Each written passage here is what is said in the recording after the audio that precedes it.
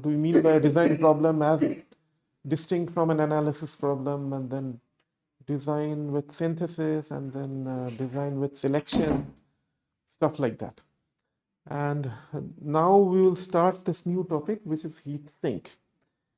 So what you see here, for example, this is a heat sink. This is also heat sink like that. So this is, as you can see, this is used in an electronic circuitry. Okay, because electronic components dissipate a lot of heat. That heat has to be carried out, as I mentioned previously also, otherwise the components might fail. So this is one kind of fin. You can see these are individual fins, these are pin fins, and this is like a plate fin.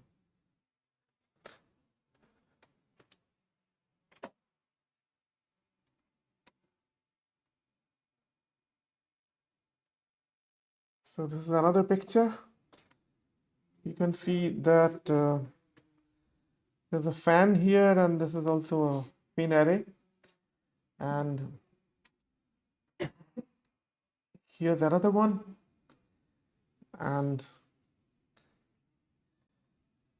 this also shows some fins for a server. Okay, so inside the server there is this heat sink which has got pin fins. Pin fins are these individual fins like this. These. And this server can be part of a data center. We'll talk about heat sink in more detail as we go on. It will take us a few lectures. But today we are just starting on fins.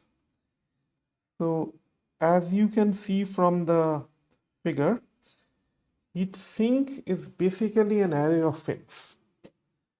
And that array of fins help in that array of fins helps in transferring heat. Now, is it only for cooling of electronics? No, because you can see here also that there are fins. What's this? Is it familiar? Radiator in a car, an automotive application. And you have some tubes, and here between tubes you have fins also, which I think it's kind of unlikely for you to be able to see, but the fins are here. So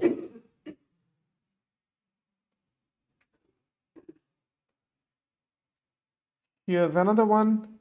This also shows an automotive radiator. In this one, I think you probably can see the fins a little bit better.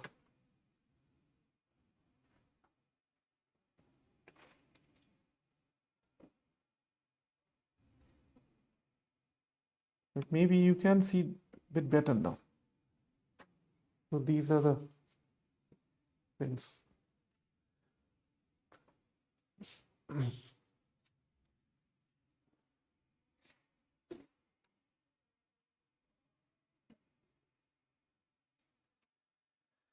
And we have, you can see this radiator cap, and you can see that there are radiator hoses. There is an upper radiator hose and there's a lower radiator hose.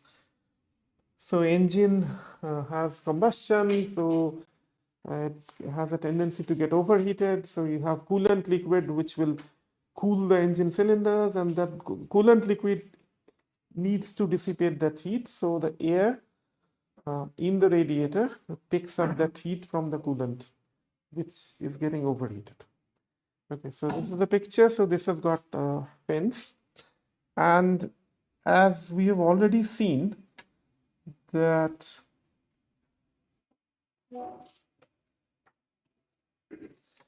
in a finned tube heat exchanger, you can have liquid flow, and we have gas flow on the outside the tube, and we have fins. So this can be another arrangement where this tube is kind of like elliptical, it's not even circular, and we have fins around here. Okay. So not just electronics cooling, there are applications in these sort of automotive or refrigeration, these kind of applications. So since the heat sink is basically an array of fins, we kind of have to understand a single fin first. Okay. Now you have studied this in an undergraduate, but let's just today's class let's just revise and see how much we know about it. So if you have some surface, okay, so this is part of some body, so there is some surface. For some reason, this has got some heat, so this is getting heated. Now you have a fluid. So this is solid, and this side you have a fluid. Let's say this is ambient air, which is at a temperature of T infinity. And there will be, because of natural convection, there will be some flow, or you can have a fan here which flows the air. Whatever it is, there will be some convection, right? So this is solid, this is gas. Now, what we are actually saying is that it's better to have some fins here to aid the heat transfer process. I mean, they may be, you can think of one fin, which we will analyze today, but there will typically be multiple fins, an array of fins. Now, let's say somebody asks you that, what is the advantage of these fins? What's the connection between better heat transfer and additional surface? Fins give you additional surface. So what is the point? So let's say you have a younger brother who comes and says, okay, what difference does it make? This gets some heat, and if you add some fins, the same heat will flow like this. Same heat will come out of this thing. You see his argument. He's saying that, okay, you have this, some heat is flowing. You add some fins, the same heat will flow through these fins as well as the intermediate spaces. Between fins there are some intermediate spaces, so it will flow like this. And what is the advantage? So what I'm saying is, what is the advantage of increasing some area? Faster heat transfer. So what's the connection? Because your brother is saying that just the same heat gets distributed over a larger amount of heat. It's like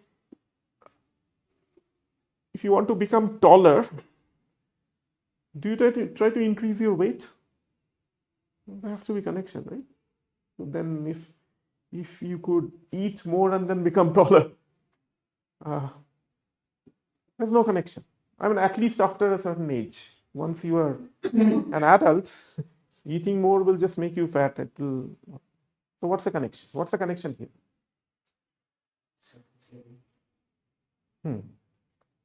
So surface area, but I want you to answer in full sentences. Surface area is just 2 words. My question is, what is the connection between heat transfer and area?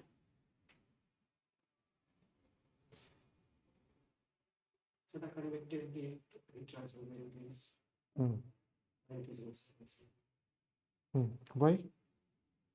But there must be some R conduction also, like conductors. So we have to optimize between that. Okay, but I think all of you are not saying this, that Q is HA T minus T infinity. That is a heat transfer. So if you increase area, provided this and this, they kind of remain the same when you compare this with this, then the heat transfer is going to increase. That is the expectation. That's why you increase area. So what he is saying is also that if you increase area, and then you're increasing additional material here, that might affect something also because there is some conduction. So we'll have to understand that also. Okay. So So heat flow, like going back to your brother's question, heat flow is not the same thing. It's not the same flow which the same amount of heat which will flow in both the cases. Because the heat flow is not a constant quantity, it depends on these things. So if you increase the area, it will increase. That's the answer. Right.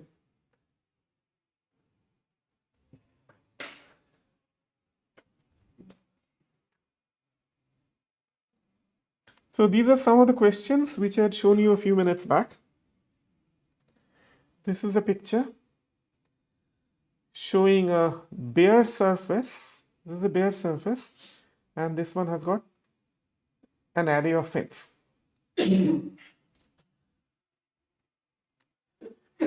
Fins can be of different types. So you can see this fin. This one is a straight fin of uniform cross section. This is a fin with non-uniform cross section, but straight fin, still straight. This is an annular fin, and this is a fin. This is a pin fin of non-uniform cross section. Various fins are possible depending on the application that you have. Now, to understand these things better, we'll do a fin analysis. So this is a picture for fin analysis. Let this be on the screen, but you primarily focus on what I do here.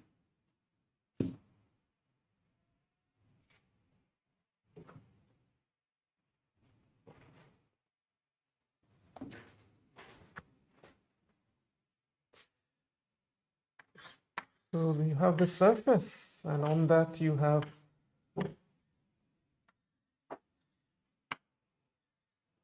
something which you have added to the surface by some manufacturing method. So this one is this is some distance x. This is the x coordinate, and we have outside fluid which has got h and t infinity.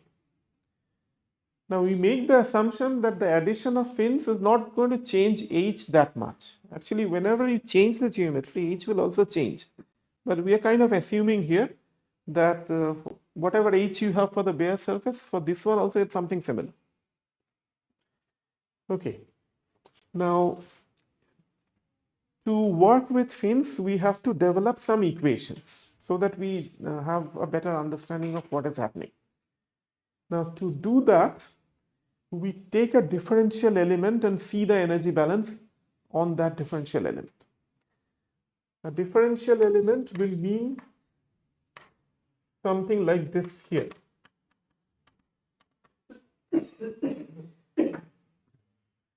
And this is some x, and this is some additional dx here.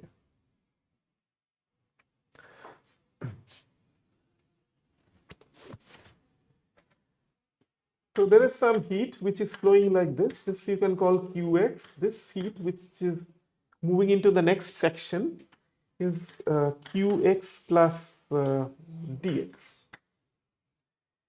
Ux plus dx is, I'm using same notations as in this also.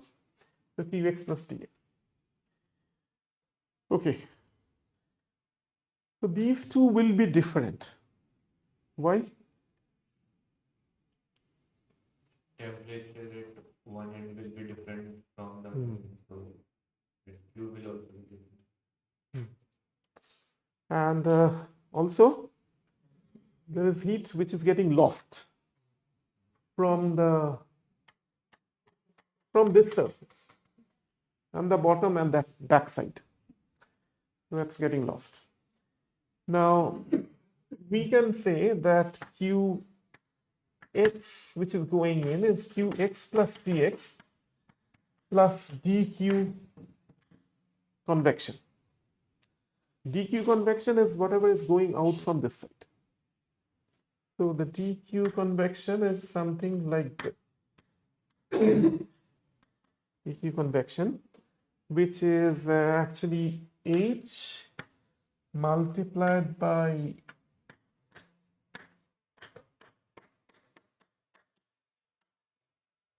So P dx, P is the perimeter.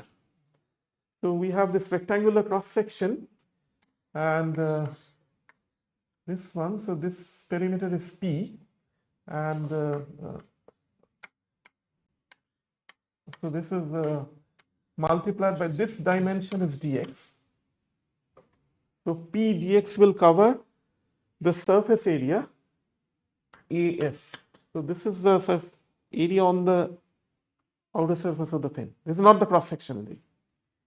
Okay, so now we can write this Q x as minus KAC dt dx.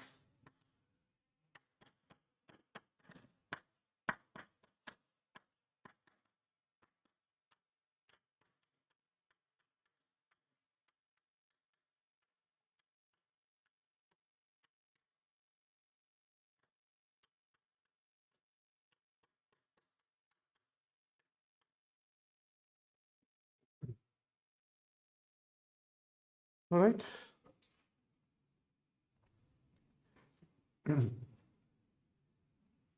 So we can say this is K is ddx of, so these two terms will get cancelled. So this one will be ddx of KAC ddx.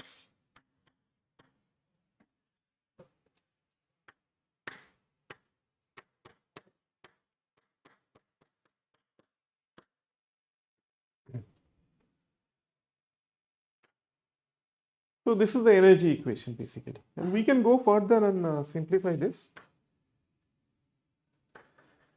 Now let's quickly take a look at this derivation, which is a bit more general because it treats a non-uniform fin, non-uniform surface area.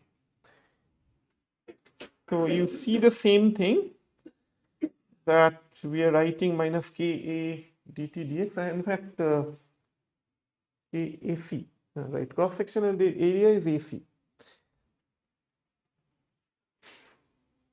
And essentially same steps, but here the area is variable. So in the last step, in this one, you can see area AC within the derivative.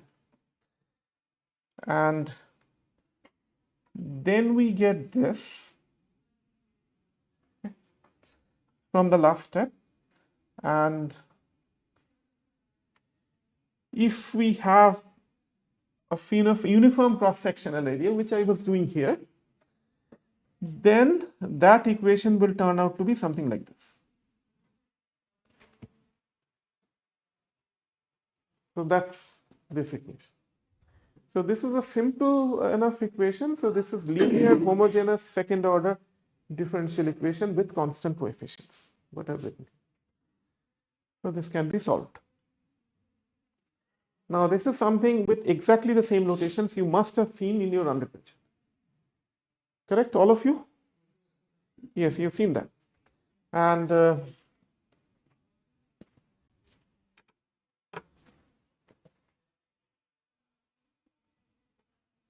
this has got a solution which is of the form C1 e to the power mx plus C2 e to the power minus mx. So this is, we are talking about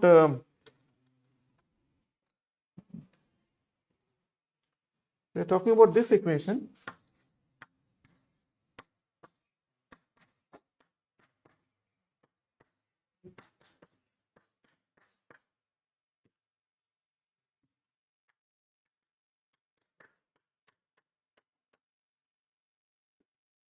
This is the equation where we use this theta steam and a steam fin. All right, so this equation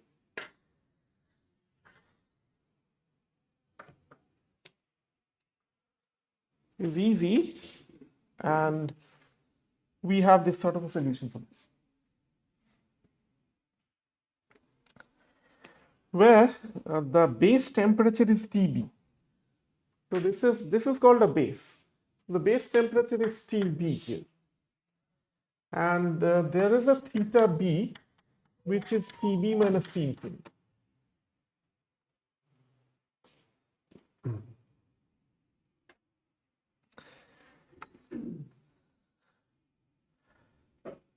And now, what else do you need to be able to solve this? You need some boundary conditions. So we need boundary conditions at the base of the fin, and we need boundary condition at the tip of the fin. So this is one example of boundary condition, right here. So what we do in this case is we say that this heat, which is getting conducted into the tip, this is the tip of the fin. Whatever is getting conducted there, that will get convected out. So the conducted term is here, and this is the convected term, convection term. And this is written in terms of theta, and this gives you a fin temperature distribution like this. You're familiar with this. And we can also calculate the heat transferred by the fin. You added a fin, so this is a bare surface, you added this fin, you added this one, this is a fin. So what is getting transported through the fin? To get that, you just do minus k AC dt dx at x equal to 0. In other words, you take the Fourier law, apply it here. Fourier's law gives you the heat flow, right? So this is minus k AC dt dx, and evaluate that x equal to 0. That's enough, right? There is another way of doing it. You can say that, all right, you have Q through the fin as an integration of h times t minus t infinity over the entire length of over the entire area of the fin.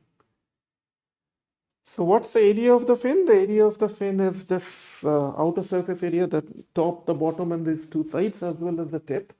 Over that, if you integrate h t minus t infinity with a DAS, right?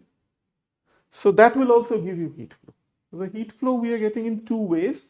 One is through the base, and that should be exactly the same as what you get if you take h a t minus t infinity over this entire area.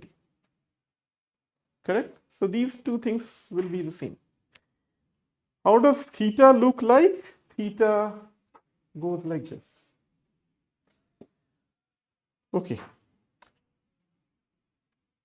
I think this is nothing really new. Most of it you know.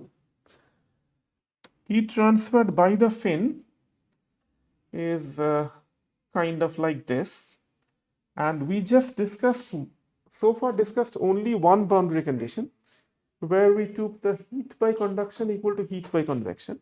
But there are other possibilities. Just take a minute to look at the other possible boundary conditions.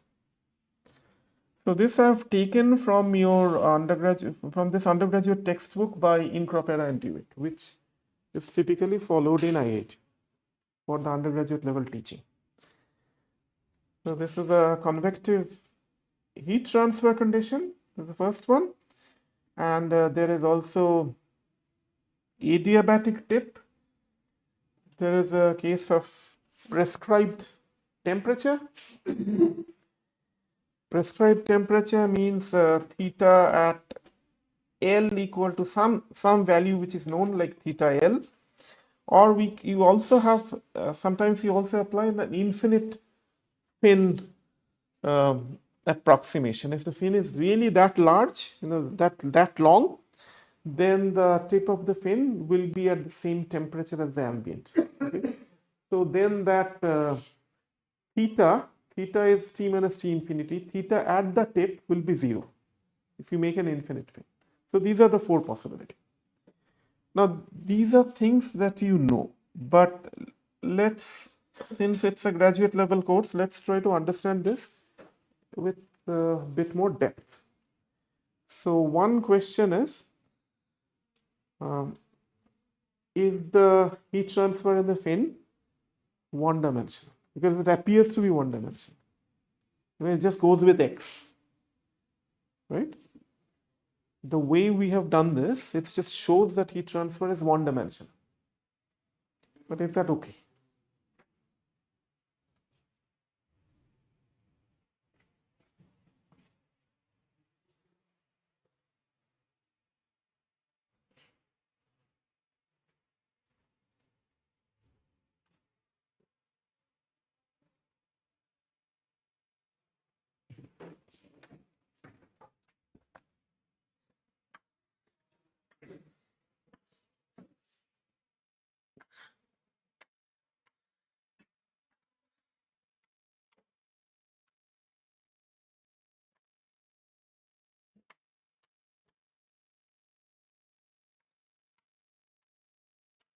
This is the wall, this is the thing.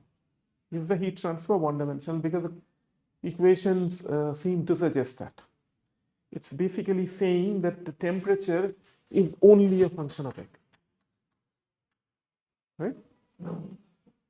Is that okay? Heat flows only in the x direction? Temperature variation is only in the x direction?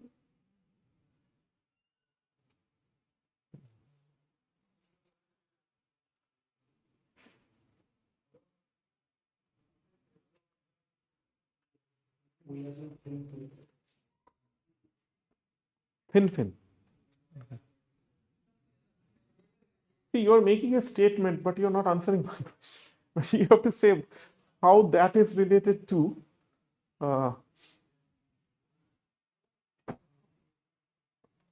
the flow being one dimension.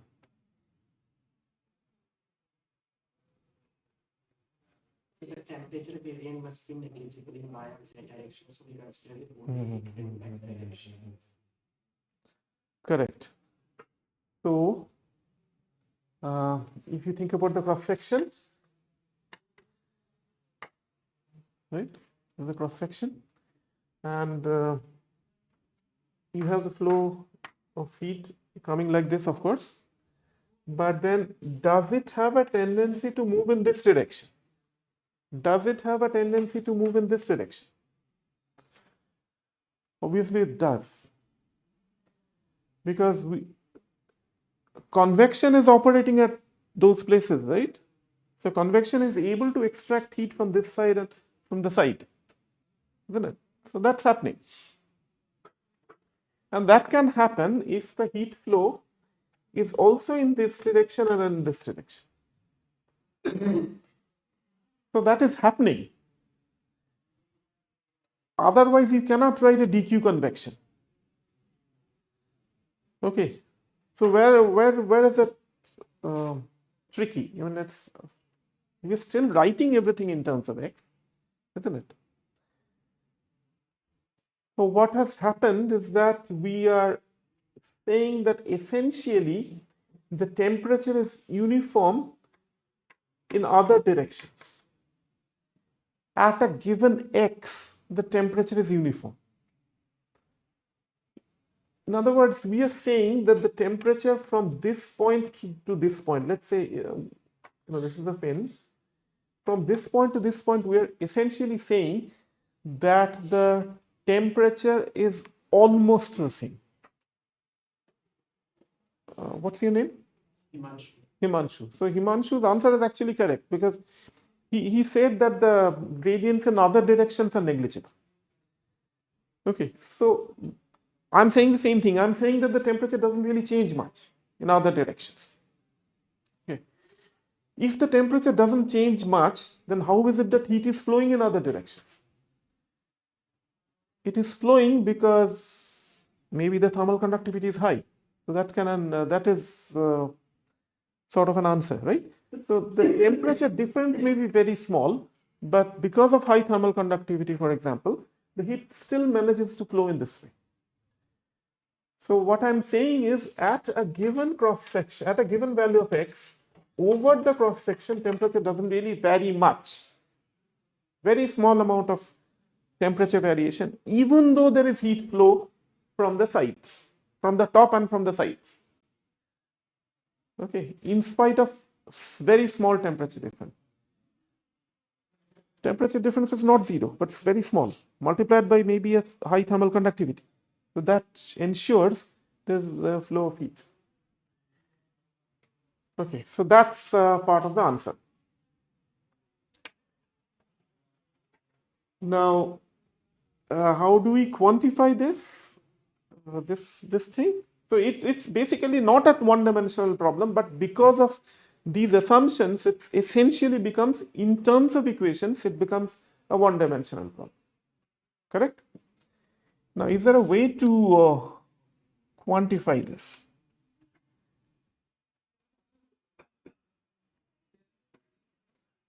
So this is what I'm saying. Why is the equation only in X? I think I've answered that. And heat transfer, isn't the heat transfer process supposed to be two-dimensional? It's actually two-dimensional, right? At least, I mean, if you neglect the two sides, then it's definitely from these two sides.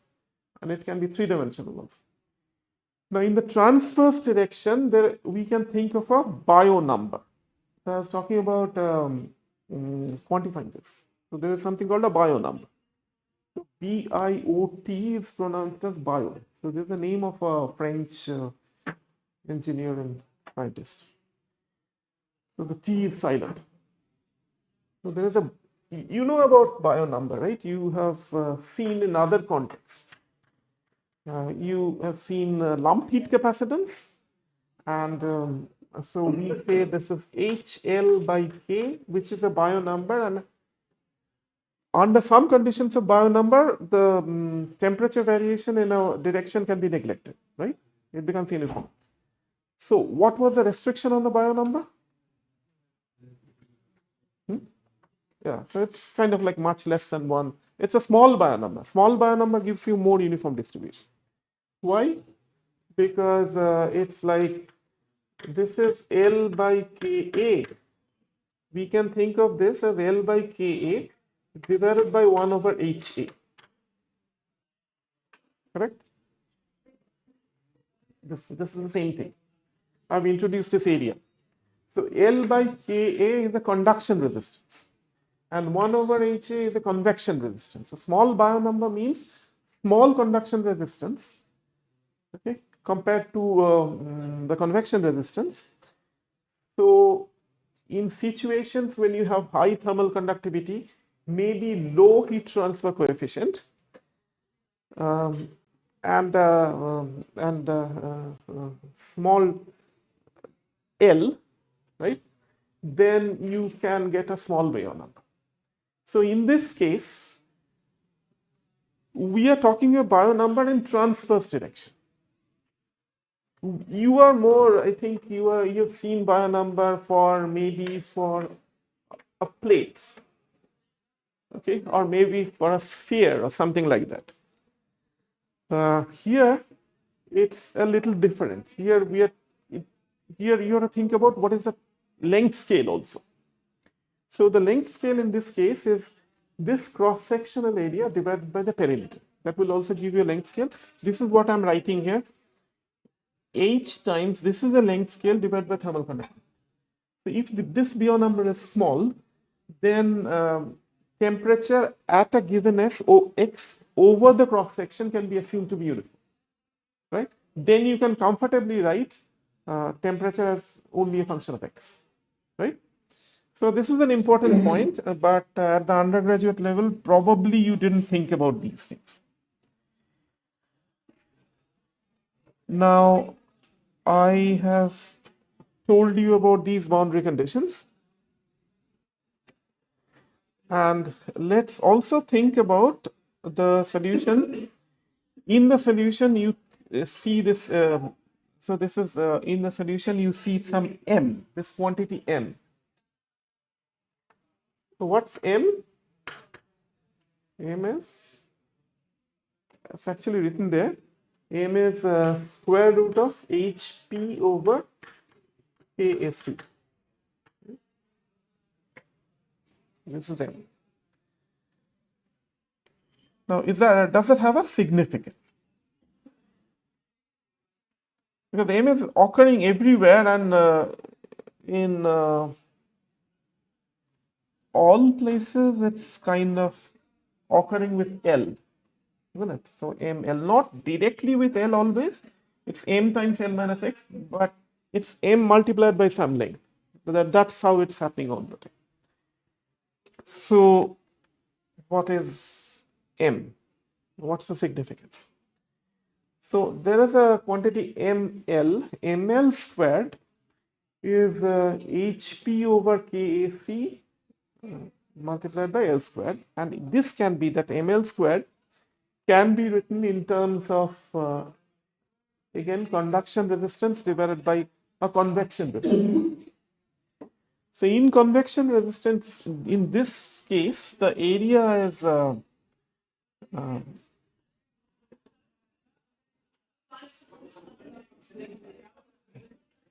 something like this. Okay? So this is a bio number, and this is again a ratio of internal resistance in the x direction divided by a gross external resistance. So how have we written this? This is, you take one L, then you got KAC here. So this is L over KAC, and the rest of it is HPL in the numerator. So that we write as 1 over HPL. So the area for the convection resistance is the external area of the fin, not the cross sectional area. So this is PL. Right. So this is a BO number. This is also a BO number. Again, this is something which we don't discuss at the undergraduate level, right? This is a BO number. So if this ml squared, which is like a composite BO number, ml squared is a composite BO number, you can, I mean, it can be called a hybrid BO number, whatever. So it's a BO number. Okay, roughly you can identify it. So if it is a BO number, then if it is small, what do you expect?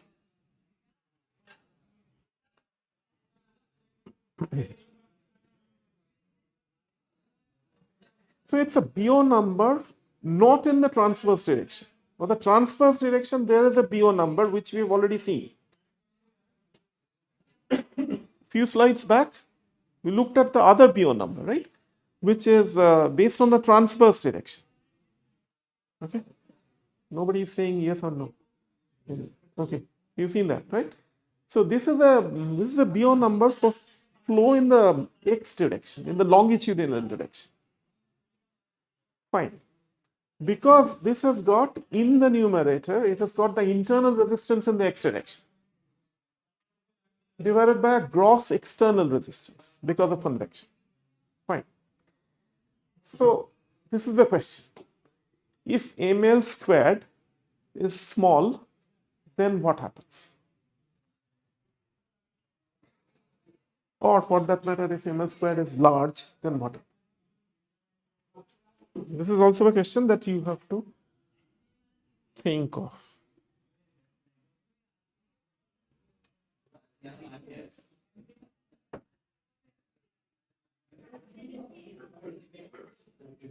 ML square is small, then most of the heat will be transferred in x direction.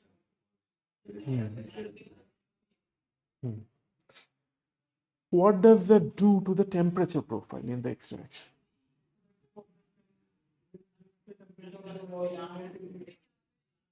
Temperature of the wall more quickly. Yeah, so high temperature, it will remain higher temperature.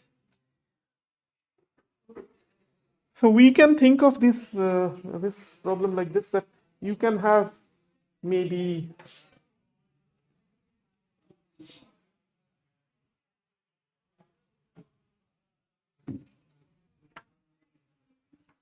this is one fin.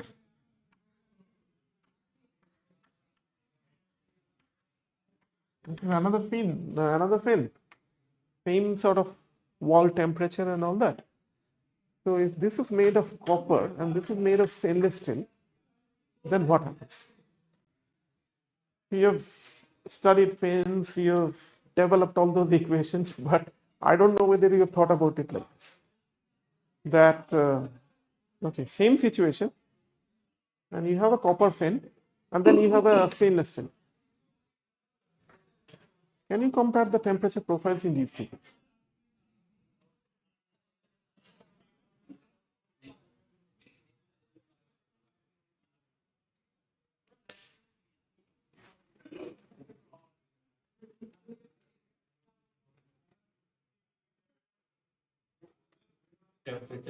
of copper will be more steel, like temperature difference. Mhm. Acha. Everybody agrees with that? So the slope of that stainless steel will be more. So what you are saying is exactly opposite of what he says, right? So K of Hmm. So should we do voting? What's your name? Shivam. Shivam and Himanshu. Shivam and Himanshu. Who wins?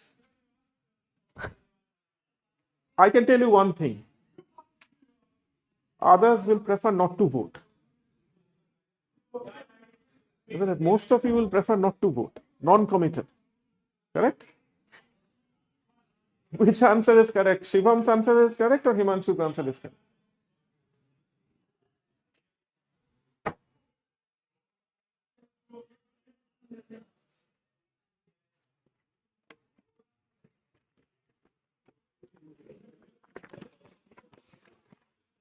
You forgot about the attendance. Please write your place the date here and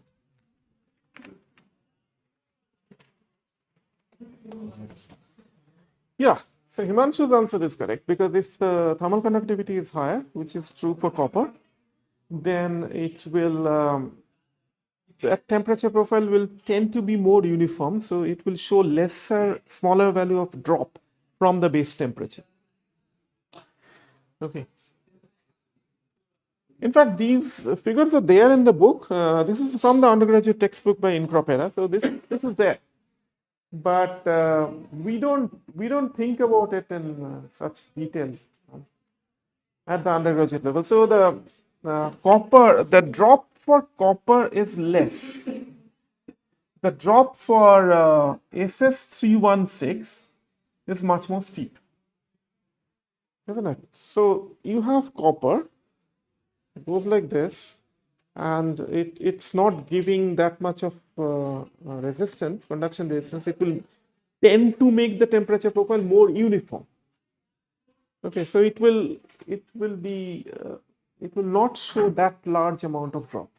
Okay, so it will, in other words, it will fall from the baseline temperature more slowly. Whereas if you have SS316 is a very common form of stainless steel, right? So then the temperature will drop more abruptly. These are some values of these things. This is the middle one is an aluminium alloy. This 2024Al is an aluminium alloy. And you can see that M for copper is small, M for stainless steel is much larger. And we can, you have a class now from 11. Okay, so this is the last slide. This is a same thing, but this is without data. The last one was an actual data. Right? This one is just this is qualitative, and if you have smaller value of ml, it tends to give you a more uniform temperature. So that means the temperature is also higher, isn't it? Because it, as Himanshu said, it's going to be closer to the wall temperature. If ml is smaller, if ml is larger, then it tends to drop and the temperature becomes smaller.